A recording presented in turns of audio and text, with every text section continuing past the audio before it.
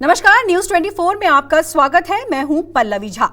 तो उत्तर प्रदेश में उपचुनाव बढ़ा रहा है सियासी तनाव, क्योंकि इस बार लड़ाई नाक की है, साख की है और ये बताने और दिखाने की है कि जो इस बार जीतेगा चुनाव वही 27 में सत्ता की तरफ बढ़ाएगा अपना पांव। जिसका फैसला करने के लिए उत्तर प्रदेश की एक सीट मीरपुर की सीट है।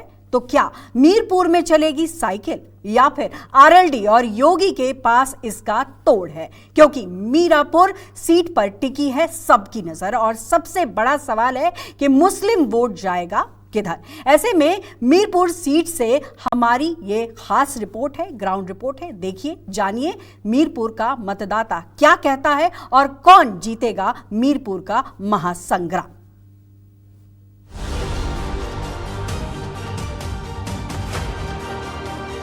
मीरापुर में चलेगी साइकिल, क्या आरएलडी प्लस योगी के पास हल?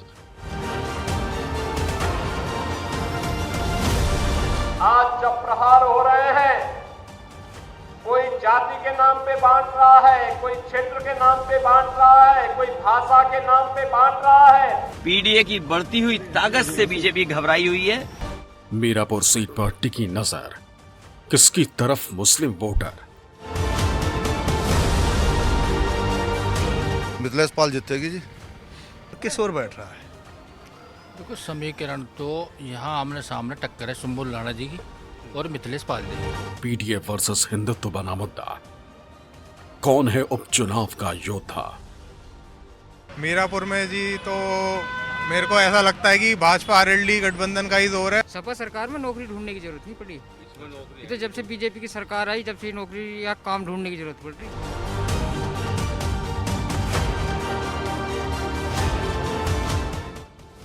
उत्तर प्रदेश के चुनावी दंगल में अब दिवाली बाद महासंग्राम की आहट सुनाई दे रही।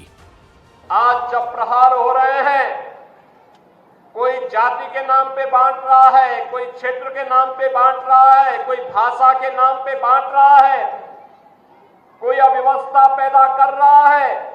याद करना, ये बांटने वाले तत्व, इनमें रावण और दुर्योधन का ही डीएनए इसमें काम कर रहा है। तमाम दाव और दावों के बीच दिवाली बाद सभी दलों के तेवर और कलेवर की तस्वीरें भी साफ होती हुई नजर आने लगी। ये पीडीए की ताकत से घबरा करके ये नारा निकाला गया है और ये किस लैब में तैयार हुआ है और सबसे सुटेबल व्यक्ति कौन हो सकता था, उसके लिए हमारे मुख्यमंत्री जी को आगे लाया गया। इस बार पीडीए लोगों को जोड़ेगा। पीडीए की बढ़ती हुई ताकत से बीजेपी घबराई हुई है, इसीलिए इस तरह के नारे दे रही है। समाजवादी पार्टी के लोग फ्रस्ट्रेशन में हैं। लोकसभा चुनाव में जिस ढंग से इन्होंने नेगेटिव नैरेटिव सेट करने का प्रयास किया था, वो जनता इनकी असलियत समझ चुकी है। खटाखट फटाफट सटासट करके, गुमराह करके, नोटों का लालच दे करके इन्होंने जनता के वोट हासिल किए। महिलाओं ने कई बार इनके कार्यालयों का घेराव किया है। अब जनता समझ चुकी है असलियत, इनकी कलई खुल गई है। अब भारतीय जनता पार्टी ही जीतेगी। हम 9 की 9 सीटें जीतने जा रहे हैं। यूपी के इस उपचुनाव में बीजेपी बनाम समाजवादी पार्टी का आमने सामने का दंगल तय, लिहाजा अब चुनाव में सियासी महासंग्राम का तांडव अब बस शुरू ही समझिए, क्योंकि 13 नवंबर को होने वाले इस चुनाव में 11 नवंबर को चुनाव प्रचार थम जाएंगे और उससे पहले सभी पार्टियों ने जोर आजमाइश शुरू कर दी है, जिसमें सबसे दिलचस्प मुकाबला है मीरापुर विधानसभा सीट पर। उत्तर प्रदेश में मुजफ्फरनगर की मीरापुर सीट पर भी उपचुनाव का बिगुल बज चुका है। सभी प्रमुख दलों के प्रत्याशी मैदान में उतरकर जनसंपर्क में जुट गए। हार जीत तो 13 नवंबर को मतदान के बाद तय होगी, लेकिन उससे पहले सबसे बड़ा इम्तिहान मुस्लिम मतों में विभाजन का रहेगा। इस बार 4 प्रमुख दलों से मुस्लिम प्रत्याशियों के मैदान में उतरने और मुख्य तौर से केवल एक गैर मुस्लिम प्रत्याशी रालोद भाजपा से चुनावी रण में रहने के कारण मुकाबला रोचक हो गया। उत्तर प्रदेश में हो रहे विधानसभा के उपचुनाव के लिए सभी पार्टियों की प्रतिष्ठा का सवाल बन चुका है। शायद ऐसा पहली बार हो रहा है कि कोई उपचुनाव इतना दिलचस्प और कांटेदार मुकाबले में पड़ा हो। इसकी वजह यह है कि इस उपचुनाव में जीतने का तो कोई बहुत ज़्यादा महत्व नहीं है, बहुत ज़्यादा फायदा नहीं होगा, लेकिन हारने का नुकसान बहुत बड़ा है। इसीलिए सभी पार्टियां जो मैदान में कूदी हैं, उनका अस्तित्व दांव पे लगा है कि किसी भी हाल में उनको जीत दर्ज करनी है, क्योंकि ये हार और जीत आने वाले 2027 के विधानसभा चुनाव की भी तस्वीर दिखाएगी। समाजवादी पार्टी सहित बसपा, आजाद समाज पार्टी और AIMIM ने 4 मुस्लिम प्रत्याशी क्रमशः सुंबुल राणा, शाहनजर, जाहिद हुसैन और अरशद राणा को चुनावी मैदान में उतारा है। वहीं रालोद भाजपा की ओर से मिथिलेश पाल मैदान में। चारों तरफ भाई अच्छी सड़कें बन रही हैं, अच्छी पानी की नाली की सब व्यवस्था है, तो विपक्षी तो इनके पास कोई मुद्दा ही नहीं है, तो वो तो शोर मचाएंगे। मुझे हर समाज का वोट मिल रहा है, कहीं कोई चूक नहीं है और ये जनता का ही टिकट है। और चौधरी साहब ने इस टिकट को बहुत सूझबूझ के साथ दिया, सोच समझ कर दिया है, बहुत अच्छा निर्णय लिया है और उन्हें 101% जीत होगी। हमारी पार्टी समाजवादी की जो नीतियां हैं उसी पर चलेंगे, उसी के मुद्दे लेकर जा रहे हैं, जो क्षेत्र के मुद्दे हैं उन्हीं पर काम कराएंगे। हमारे जो विधानसभा के सबसे अहम मुद्दे हैं, सबसे अहम मुद्दे ये है कि हमारी विधानसभा में जितने भी नेता बने हैं वे सब बाहर के नेता बने हैं, बाहर होके आते हैं लोग, चुनाव लड़ेंगे और चले जाएंगे। उस बात को देखते हुए बहन जी ने लोकल का प्रत्याशी मीरापुर विधानसभा का एक बहुत छोटा सा कार्यकर्ता को विश्वास जताया है और इंशाल्लाह हम उस पर कामयाब होंगे। पश्चिमी उत्तर प्रदेश की सबसे बड़ी राजनीतिक प्रयोगशाला में इस बार मीरापुर विधानसभा में हो रहे उपचुनाव बेहद दिलचस्प है। मीरापुर विधानसभा मुजफ्फरनगर जिले में आती है, लेकिन ये बिजनौर लोकसभा का क्षेत्र है। यहाँ जीत का समीकरण मुस्लिम मतदाता तय करते हैं। 2022 में यहाँ से लोकदल के प्रत्याशी ने जीत दर्ज की थी, लेकिन तब लोकदल समाजवादी पार्टी के साथ था और बीजेपी के खिलाफ। लेकिन इस उपचुनाव में लोकदल का प्रत्याशी बीजेपी के साथ है, सपा के खिलाफ है। और इस बार सीट शेयरिंग में RLD के खाते में आई मीरापुर सीट पर केंद्रीय मंत्री जयंत चौधरी ने खतौली उपचुनाव जैसा ही सियासी प्रयोग किया। मुस्लिम, जाट, गुर्जर बहुल माने जाने वाली मीरापुर सीट पर जयंत ने मिथिलेश पाल को प्रत्याशी बनाया।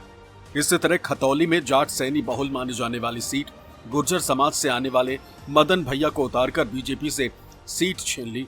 और अब मीरापुर में पाल समाज पर दाव खेलकर क्या वैसे ही नतीजे दोहरा पाएंगे? किसका जोर चल रहा है मीरापुर में जी? तो मेरे को ऐसा लगता है कि भाजपा RLD गठबंधन का ही जोर है और ऐसा लगता है कि हमारी पार्टी निस्संदेह उपचुनाव में जरूर जीतेगी। प्रदेश और ज़्यादा सुरक्षित हुआ है और योगी जी और मोदी जी ने मिलकर बहुत अच्छे काम करे हैं और मेरे ख्याल में जितने भी चुने हुए प्रत्याशी हैं भाजपा के, सबके सब बहुत ही अच्छे लोग हैं। मिथिलेश पाल जीतेगी जी। कैसे? अब जाट है, 2-4 विरोध कर रहे हैं। जो साहब ने टिकट दिया बड़े सोच समझ के दिया। मिथिलेश पाल है, हमारी जो है पुरानी विधायक रही है, मजबूत है, कोई दिक्कत नहीं है, काम करने वाली है। और इलाके में कादिर राणा का भी तो बहुत जोर है, तो टक्कर है या एक तरफा है मामला? नहीं, टक्कर फिलहाल टक्कर है, पर चुनाव हमारा एक तरफा फिर हो जाएगा, मजबूत हो जाएगा। फिलहाल तो टक्कर है। मीरापुर पर मुस्लिम मतदाताओं का रुख ही चुनावी नतीजे तय करेगा। हालांकि गत चुनावों में इस सीट पर जाट मुस्लिम और दलित मुस्लिम समीकरण बनते रहे। मुजफ्फरनगर में 2013 के दौरान हुए सांप्रदायिक दंगों के बाद से सियासी समीकरणों ने नई करवट ली। इस बार भाजपा सीधे चुनाव मैदान में नहीं, बल्कि गठबंधन की घटक दल रालोद का प्रत्याशी चुनाव लड़ रहा। बावजूद भाजपा की रणनीति ध्रुवीकरण के बूते ही जीत हासिल करने की है। उधर मुख्य मुकाबले में उतरी समाजवादी पार्टी और बसपा का प्रयास मुस्लिम मतदाताओं के विभाजन को रोकने का रहेगा। अगर सपा और बसपा में से कोई भी एक मुस्लिम मतों का विभाजन रोक वोटर को अपनी ओर आकर्षित कर पाए तो रालोद भाजपा के लिए मुश्किल खड़ी हो जाएगी, जिसका सबसे बड़ा कारण यहां पर मुस्लिम मतदाताओं का वोट का गणित। तो मीरापुर विधानसभा सीट को लेकर अगर हम वोट के हिसाब से देखें तो करीब 3,25,000 के करीब मतदाता मीरापुर विधानसभा में आते हैं और इसमें जो सबसे बड़ा चंक है वो मुसलमानों का है। मुस्लिम वोटर करीब 1,30,000 के आसपास मीरापुर विधानसभा में मौजूद है। उसके बाद दूसरा जो बड़ा वोट बैंक है वो दलितों का है, करीब 50,000 दलित यहां पर वोट करते हैं। और इसी तरह से जाट करीब 24,000 हैं और गुजर वोटरों की तादाद हम देखें तो करीब 18,000, यानी कि ये 4 बड़े फैक्टर यहां पर है। लेकिन सबसे बड़ा जो चंक है वो मुस्लिमों का है। इसके अलावा अगर परसेंटेज के हिसाब से हम देखें कास्ट वाइज तो 38% ओबीसी यहां पर आता है, 38%, मुस्लिम करीब 37% यहां पर मतदाता है, दलित है करीब 20% और अगड़ा वोट जो है जिसे हम सवर्ण वोट कहते हैं वो करीब 5% यहां पर आता है। 2022 में समाजवादी पार्टी ने यहां पर चुनाव नहीं लड़ा था क्योंकि उस वक्त समाजवादी पार्टी का विधानसभा में आरएलडी के साथ गठबंधन था, आरएलडी के लिए उसने सीट छोड़ी थी। आरएलडी मुस्लिम जाट गुर्जर समीकरण के सहारे यहां पर जीत दर्ज करने में कामयाब रही थी 2022 विधानसभा चुनाव में, लेकिन जयंत चौधरी अब बीजेपी के साथ हैं, केंद्र सरकार में मंत्री हैं। ऐसे में मुस्लिमों का वोट मिलना उन्हें मुश्किल नजर आ रहा है और इसी के चलते आरएलडी प्रमुख जयंत चौधरी ने यहां पर एक दांव चला है। पाल समाज से आने वाली मिथिलेश पाल को उन्होंने अपना उम्मीदवार बनाया है, जिस तरह का प्रयोग खतौली में किया था। इस तरह जयंत की रणनीति जाट पाल और गुर्जर के साथ बहुसंख्यकों को एकजुट कर जीतने की स्ट्रैटेजी इसके पीछे छिपी है। रिपोर्ट। बीजेपी के प्रयोग को समझने की कोशिश की जाए तो लोकदल से कोई जाट प्रत्याशी न उतार कर ओबीसी चेहरे के रूप में मिथिलेश पाल को टिकट देकर बीजेपी ने ओबीसी जाट वोट बैंक को साधने की कोशिश की। मिथिलेश पाल पूर्व में मोरना सीट से विधायक रह चुके, बाद में टिकट न मिलने पर रालोद से नाराज होकर सपा में चले गए। उसके बाद जरूरत के हिसाब से सपा भाजपा और रालोद में आती जाती रही। मिथिलेश ओबीसी समुदाय से आती हैं, इसलिए और यहाँ सबसे बड़ी आबादी मुस्लिम मतदाताओं की, जिसके खिलाफ गैर मुस्लिमों की लामबंदी जरूरी है जीत के लिए। हालांकि जाट समुदाय में टिकट पाने को लेकर रूठने मनाने की खबरें आती रही। ऐसे में बीजेपी लोकदल की कठिन परीक्षा है इस चुनाव में। कितनी उम्मीद है जीत की? 100 के 100%। 100 के 100%। अच्छा, ये मैं इसलिए पूछ रहा हूँ कि मुस्लिम बहुल इलाका है और इस ऐसे में 2024 के जो नतीजे आए वो परेशान करने वाले थे बीजेपी सहयोगी दलों को। तो आपकी इस बार की रणनीति क्या है? कैसे लग रहा है कि नैया पार होगी? मेरे साथ तो जनता है, जिसके साथ जनता होती है उसे कोई भी मुश्किलें नहीं आती। अच्छा, किन मुद्दों पे आप लोग चुनाव लड़ रहे हैं? आप एक महिला भी हैं, आप क्षेत्र में घूम रही हैं, लोग फीडबैक क्या देते हैं आपसे? किस बात की शिकायत करते हैं, किस बात की मांग करते हैं, क्या कहते हैं कि क्या होना चाहिए? और बतौर विधायक आपको लगता है कि ये काम जो अब तक नहीं हुआ वो होना चाहिए? ऐसा है, मैं 2009 में भी रही थी और जनता मेरे से खुश है क्योंकि जनता को पता है कि हमें इन्हें बताने की ज़रूरत ही नहीं है, ये खुद ही देख कर करती हैं। जब से देश आज़ाद हुआ था उससे मेरा कई गाँव में लाइट नहीं थी। मैंने उनसे वायदा किया था कि अगर मुझे आपने बनाया तो मैं आपके विकास करूंगी और मैं आपसे वायदा करती हूँ कि मैं लाइट लाऊंगी। लेकिन मैंने अथक प्रयास के द्वारा उन गाँव में जो वायदा किया था वो पूरा किया और उन्हें आना भी नहीं पड़ा। अच्छा, जो आपके विपक्षी दल है, अभी कादिल से राणा से बात की, कोई काम नहीं हुआ। लोग कहते हैं, आरोप लगाते हैं कोई काम ही नहीं हुआ है, उनके ना नालियाँ बनी है, ना सड़कें बनी है, बिजली की समस्या है, इस तरह की बातें वो कर रहे हैं। तो क्या कहना चाहेंगे? ऐसा बिजली की कोई समस्या नहीं, 24 घंटे बिजली आ रही है। हमारे देश के प्रधानमंत्री मुख्यमंत्री जी ने 24 घंटे व्यवस्था कर रखी है। क्राइम व्यवस्था नहीं है, अच्छी सड़कें हैं, पानी की व्यवस्था है और विपक्षी तो कुछ ना कुछ कहेंगे ही। मीरापुर विधानसभा मुस्लिम बहुल विधानसभा है और पूर्व सांसद कादिर राणा का इस इलाके में अच्छा राजनीतिक दबदबा माना जाता है।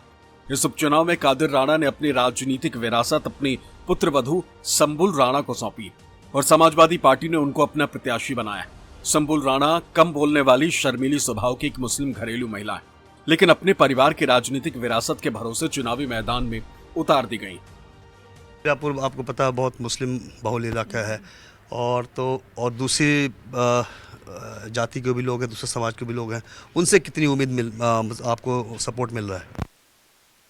सपोर्ट सबका मिल रहा है। साइकिल को जिताने के लिए आप और क्या कोशिश कर रही हैं और मतलब आपको क्या करना चाहिए मिलने के अलावा? आप मुद्दे क्या हैं आपके? मुद्दे हैं मेरे महिलाओं की रक्षा कराना, सड़कें जो हैं वो टूटी हुई हैं उनका निर्माण कराना, बेटियों के लिए कॉलेज का निर्माण कराना और बहुत सारे मुद्दे हैं, किसानों के मुद्दे हैं और बिजली घर घर जाए, यही सभी अधिकार दिलाने हैं क्षेत्रवासियों को। अपनी बहू संबुल के लिए कादिर राणा खुद मोर्चा संभाले हुए हैं क्योंकि उनको पता है कि संबल सिर्फ चेहरा है, असल चुनाव तो उनको ही लड़ना है। कादिर राणा साहब, ये चुनाव बहुत प्रतिष्ठा का सवाल बन गया है, कैसे देख रहे हैं? उम्मीद कितनी है? ये चुनाव समाजवादी पार्टी के राष्ट्रीय अध्यक्ष माननीय अखिलेश जी के द्वारा लड़ा जा रहा है। उन्होंने ही हमारी बेटी संबुल राणा को प्रत्याशी बनाया है और 13 तारीख को वोट डलेगा। पूरी जनता से मेरी मांग है, अपील है पूरे अपने मतदाताओं से मैं बहुत अच्छी तरह चुनाव देख रहा हूँ। समीकरण तो हमारे ये हैं, राष्ट्रीय या के आधार पे ऐसे है, यहाँ पर जो मुद्दे हैं राष्ट्रीय पार्टी के अध्यक्ष माने अखिलेश जी ने सारे मुद्दे हमें दे रखे हैं और वो आपके माध्यम से जा रहे हैं, चाहे पीडीएस का हो, चाहे उनके अपने विकास का हो, उनका अपना कानून व्यवस्था का हो, सारी चीज़ उन्होंने सब बता रखा है। अब रहा क्षेत्र की समस्या का मामला, जैसे हमारे यहाँ बिजली का शुगर फैक्ट्री का ये मोड़ना वो हमेशा आज तक बड़ी नहीं हो पाई। उसे जो छोटी है उसे बड़ा कराने का, उसे पिलाई का, गन्ने का पिलाई जो होगी, जो अब वो 25,000 की पिलाई करी तो हम चाहेंगे वो 200 कुंटल की पिलाई करे, वो और उससे ऊपर पिलाई करे, मतलब 2 लाख 2.5 लाख की पिलाई की गन्ने की मिल हो जानी चाहिए। वो हमारी जनता की मांग है। बहुजन समाज पार्टी ने मीरापुर सीट से दलित मुस्लिम कार्ड खेल दिया है। मुस्लिम प्रत्याशी शाह नजर को मैदान में उतारकर अगर हमें मौका मिलता है तो जैसे बाहर के प्रत्याशी है और वे यहाँ से चुनाव लड़के चले जाते हैं, फिर उनको पहचानना बंद कर देते हैं, जो उनके मान सम्मान के साथ में खिलवाड़ होता है। सबसे पहले मान सम्मान दिया जाएगा लोकल के लोगों को, क्षेत्र के लोगों को। उसके बाद जैसे शिक्षा क्षेत्र में हमारा क्षेत्र बहुत पिछड़ा हुआ है, अस्पताल नहीं है, सड़कों का बहुत बुरा हाल है, और इन सब को देखते हुए एक सबसे अहम काम जो कर रही है आज के टाइम में पक्ष और विपक्ष दोनों पार्टियां, समाज को 2 वर्गों में बांट दिया। एक हिंदू हितैषी बनकर आ जाती है, दूसरी मुस्लिम हितैषी बनकर आ जाती है, लेकिन दोनों चोर सिपाही का खेल खेल रहे हैं। दोनों के आपस में एक ही साठगांठ है। हमारा जो सिंबल था हमें 2 महीने पहले हाँ कर दी गई थी और आज तक वही का वही सिंबल हमारा ही रहा है। मीरापुर विधानसभा सीट का परिणाम मतदाताओं के ध्रुवीकरण और विभाजन से निकल कर आएगा। 2013 दंगों के बाद से भारतीय जनता पार्टी प्रत्येक चुनावी मुद्दे को मतदाताओं के ध्रुवीकरण से हल करती रही। चुनावी माहौल कुछ भी बन जाए, लेकिन भाजपा प्रत्याशी अंत में हमेशा मतदाताओं का ध्रुवीकरण कराकर ही लाभ हासिल करते हैं। मीरापुर से बताओ कि इस बार किसका पलड़ा भारी है, कौन जीत रहा है? राणा जी का। तो राणा जी तो चुनाव लड़ नहीं रहे, उनके लड़के की घरवाली लड़ रही है। सब उन्हीं के साथ है जी। खास वजह कोई? भाजी खास वजह तो यही अच्छा लगता है सबको। और काम वाम होता है इस क्षेत्र में, कुछ काम वाम हुआ है? हाँ जी, काम राणा जी पहले एमपी साहब रहे हुए, पहले बहुत काम कराया, इसीलिए लोग इनके विपक्ष में खड़े हैं। ये समीकरण जो बन रहा है वो कामयाब होगा जी? हाँ जी, इंशाल्लाह बिल्कुल होगा जी। कैसे? अच्छा, ये क्या आप प्रधान जी से बात ये बताओ कि पूरा चुनाव ही खाली वो जात पात पे ही होना है क्या? मुद्दे उद्दे नहीं है कुछ? प्रधान जी। हाँ जी। कोई जरूरत, कोई आम आदमी के मुद्दे की बात नहीं, खाली जात पात पे ही होगा चुनाव? जात पात तो नहीं, यहाँ तो सब बिरादरियों का सहयोग, सर सब बिरादरियों का सहयोग है। हिंदू मुस्लिम सब मिलकर राणा जी को वोट दे रहे। सपा सरकार में नौकरी ढूंढने की जरूरत नहीं पड़ी। तो जब से बीजेपी की सरकार आई, जब से नौकरी या काम ढूंढने की जरूरत पड़ रही। खर्चा आदमी के पीछे इतना, आमदन है नहीं, हर आदमी परेशान है, तो सोच रहे कि बदलाव होगा। मीरापुर उपचुनाव में चुनावी रण जीतने के लिए हर एक राजनीतिक दलों के प्रत्याशियों ने पूरी ताकत झोंक दी। भाजपा रालोद गठबंधन प्रत्याशी के पक्ष में रालोद मुखिया एवं केंद्रीय कौशल विकास मंत्री जयंत चौधरी 6 नवंबर को 3 गांवों में चुनावी प्रचार सभा को संबोधित करेंगे, जबकि 9 नवंबर को मुख्यमंत्री योगी आदित्यनाथ मोरना या फिर मीरापुर में जनसभा को संबोधित करेंगे। इसके अलावा 4 नवंबर को भाजपा के प्रदेश अध्यक्ष भूपेंद्र चौधरी मीरापुर में बूथ कार्यकर्ता सम्मेलन करेंगे। सपा के प्रदेश अध्यक्ष श्यामलाल पाल भी 4 नवंबर को मोरना के एक बैंक्वेट हॉल में कार्यकर्ता सहित पाल समाज के लोगों के बीच में सम्मेलन करेंगे। 9 या फिर 10 नवंबर को पूर्व मुख्यमंत्री एवं सपा के राष्ट्रीय अध्यक्ष अखिलेश यादव भी मीरापुर विधानसभा क्षेत्र में उपचुनाव के मद्देनजर सपा प्रत्याशी सुंबुल राणा के पक्ष में सम्मेलन को संबोधित करेंगे। मीरापुर में समाजवादी पार्टी पीडीए फार्मूले के तहत चुनाव लड़ रही है ताकि हर बिरादरी का वोट उसको मिल सके, और यहाँ पे कई ऐसी जातियाँ हैं जिनका फैक्टर है, जिनका समीकरण ऐसा है कि उनका वोट मिलना अगर नहीं हुआ तो जीत मुश्किल होगी। ऐसे में समाजवादी पार्टी की पूरी कोशिश है कि दूसरे के वोट बैंक में वो सेंधमारी की जाए ताकि जीत पक्की हो सके, और पूरी कोशिश समाजवादी पार्टी इस चुनाव में कर रही है, मीरापुर के उपचुनाव में, क्योंकि सबको पता है कि हर पार्टियों के लिए ये चुनाव प्रतिष्ठा का सवाल है। मीरापुर उपचुनाव जीतने के लिए हर एक राजनीतिक दलों के प्रत्याशियों के अलावा निर्दलियों ने भी अपनी पूरी ताकत लगा दी। नुक्कड़ सभाओं के अलावा घर घर वोट मांगते हुए दिख रहे हैं। उधर अब दीपावली का त्योहार संपन्न होते ही मतदान की तारीख नजदीक आने की वजह से चुनाव प्रचार के साथ साथ वोटों का गणित साधने के लिए तैयारी तेज दिख रही। किस ओर बैठ रहा है? देखो, समीकरण तो यहाँ आमने सामने टक्कर है सुम्बुल राणा जी की और मिथिलेश पाल जी की। और बहुजन समाज पार्टी और आज़ाद पार्टी? बहुजन समाज पार्टी और आज़ाद समाज पार्टी और थोड़ी थोड़ी वोट तक है।